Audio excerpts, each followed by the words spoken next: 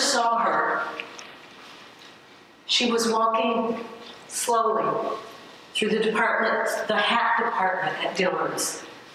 And I watched her. She seemed lost. I'm not quite sure why, because for me, being in the hat department at Dillard's is like a party. I'm a hat-wearing kind of gal. 7 days a week I wear hats. But this woman was different.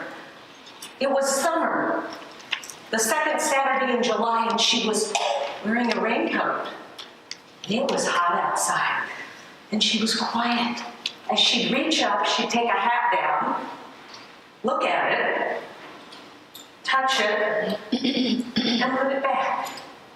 And then she'd wander over to the other side, and there'd be one on a table, and she'd pick it up, not try it on, almost as if she were talking to it, touch it, and then lay it back down.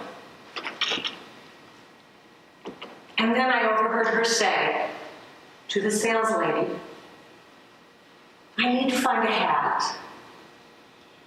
I'm having my head shaved on Tuesday. I don't know about any of you, but to me, immediately, cancer. That was my first thought. She must have cancer. Oh, I got a busy day. I don't need to be involved with this quiet little lady. No, not me. I've got groceries. I've got errands. I've got important stuff to do. Isn't that like some of your Saturdays? A lot of important stuff to take care of. And then I thought, no, I'm going to put that life on pause for right now. I challenge each of you to put your life on pause for someone else.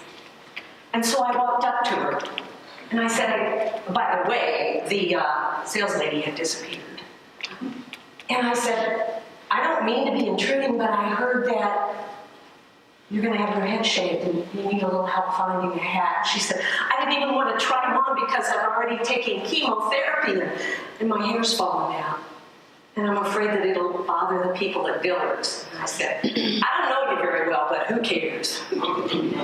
Dillard's, so what? They put up with a little hair on the hat.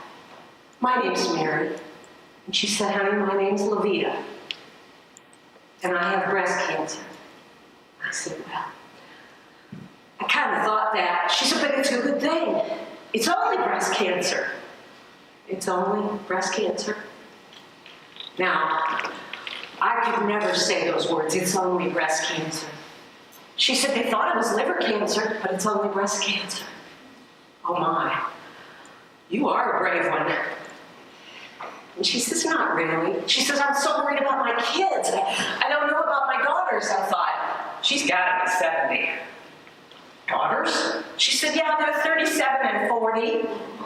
And you're worried about them? Oh, honey, it's time to be done with worrying about them. It's now time to worry about you. Let's find a hat that's, well, how about this one over here? Here's a purple one. Oh, and it's soft. I think it's going to look really great on you. Let me put it on and tilt it just so. Now you've got an attitude. I'm kind of fond of this red one over here. I'm going to put it on. Let me show you. You kind of put it on with an attitude. Yeah. You put it on and wear your attitude. So she put it on and I put mine on. We checking ourselves out in the mirror. We're feeling much better.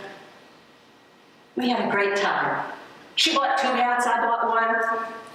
She talked to me about how they just sold their business in May.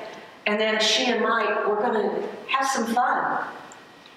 And now Mike drives her 100 miles from their home to Kansas City for chemo every day this first 2 weeks.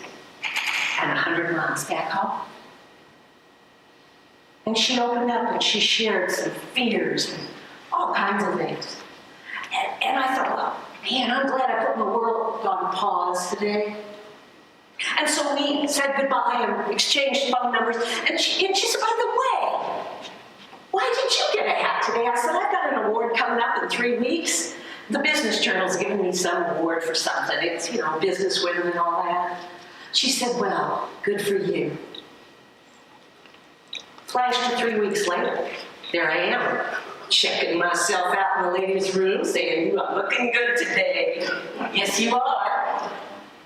And I look, and right behind me is Levita, my friend from the Dillard's hat department. And she said, "Mary." And I said, "Levita, how did you find me?" And she said, "I had to be here to support you, like you were there for me that day in the hat department. And my daughter took the day off.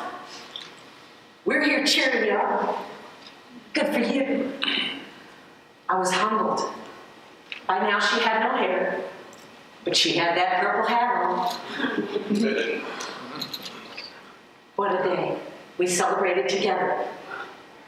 And as I made a vow at that point to myself anyway, I'm going to be there for your chemotherapy. And Mike had sit with her for a while in chemo, and then I'd come in. And I was there when she had the mastectomy. It was a good thing I went on the first night because it was one of those drive-through mastectomies. 24 hours and you're out. But that night we prayed together after the mastectomy. And I thank God for the fact that I put my world on pause once. And then just a few days later, my husband had some surgery. Who do you think showed up? Levita had been over at Olathe Medical Center for radiation. But there she was. She might coming down the hall to comfort me and Dwayne, my husband. I don't know, but I was humbled by that experience. I gave, but I received. So when I ask each of you tonight to consider putting your life on pause, like a remote control, you think you have so many things that are so important to take care of. Consider someone else. Put your life on pause to see how you can change another person's life. I assure you, the benefits will be great. Thank you.